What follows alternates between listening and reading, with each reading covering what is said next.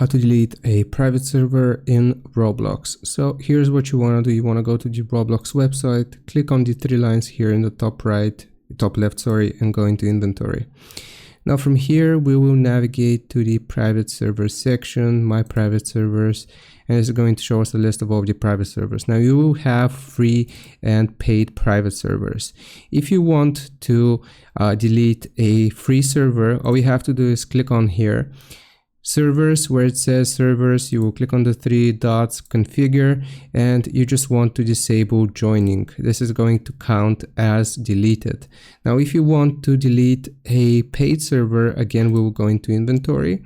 Now we want to scroll down until we see private servers, my private servers, and here where it says where it shows the paid server, we're going to click on it. Again, going to servers, and this time if we click on the three dots, you will have an option to cancel. Click on cancel, and this is going to show you how long you can access the private server for. And if you want to delete it, you just click on yes, cancel, and this is going to show us renewal canceled, and it's only going to work for one more month in my case. I hope this helps. Leave a like and sub, and I'll see you next time.